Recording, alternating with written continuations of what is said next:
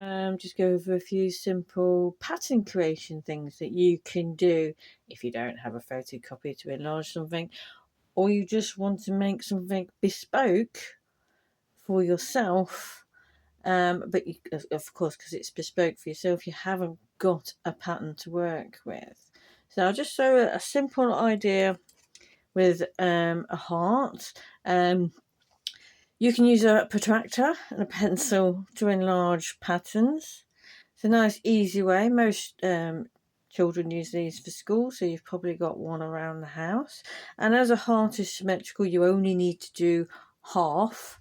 So if we start at the top, and then you just place the pointy end of the protractor there, pencil on that side, make sure you get enough lift on it, and then you can draw around as carefully as possible to the size that you want. I mean, you can be more precise if you're better at maths, and you can work out the exact size that you want to enlarge it to, or you can just see how you go.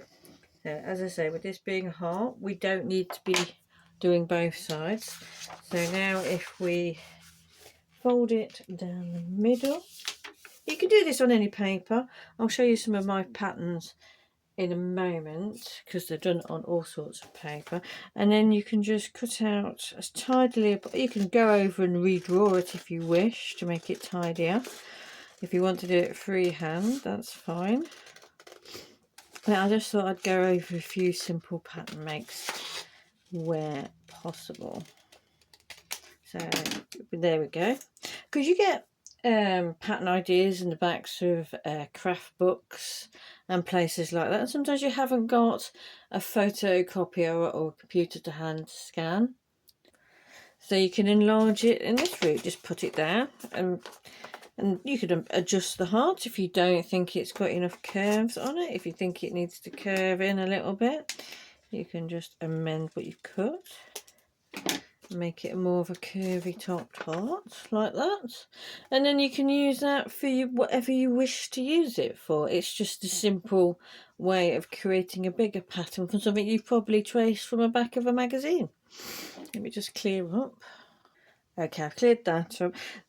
I got this nice little planter, and I wanted to put it on my toilet, the back of the toilet, so it looked nice.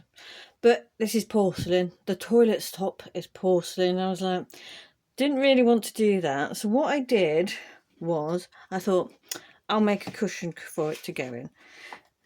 I can't move it because I've sewn some stuff on it. So if I just move these quickly out the way.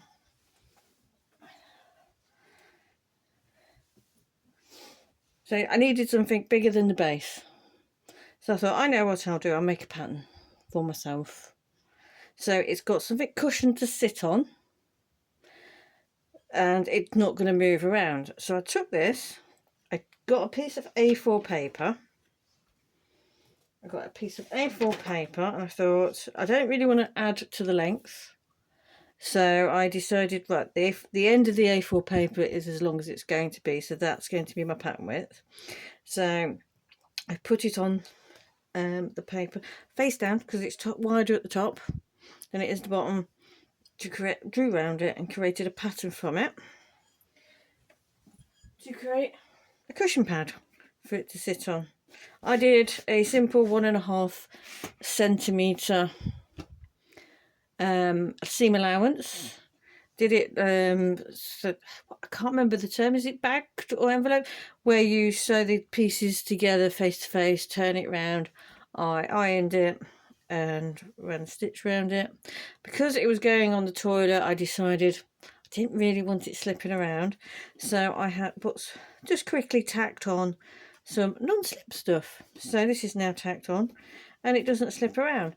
But I made the pattern myself, just using a piece of A4 paper that I'd got lying around, and it worked quite well. So you can make simple patterns for yourself for items that you just want to make to, in my case, stop something damaging something else.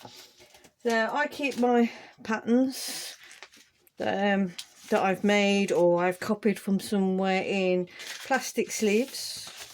I mean, you can use a ruler if you want to, just to make the pattern yourself. There's a squinchy pattern. And I've just done the size and everything myself. I've written a note to tell me myself what size elastic it is.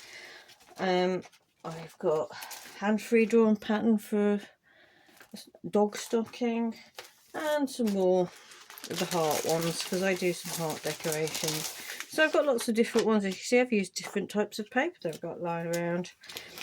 And I've just done, if I want a square, I just draw a square, measure it out, and then cut it out. So you can easily make your own patterns if you wish to do. If you do, as I say, do it on scrap paper. As you can see, I use all sorts of paper. Or you can trace something from the back of a magazine and enlarge it if you want to, or embellish it slightly a little bit more, like I did with that heart. I hope this quick, brief make your own pattern video was informative for you. Please like and subscribe. Thank you for watching.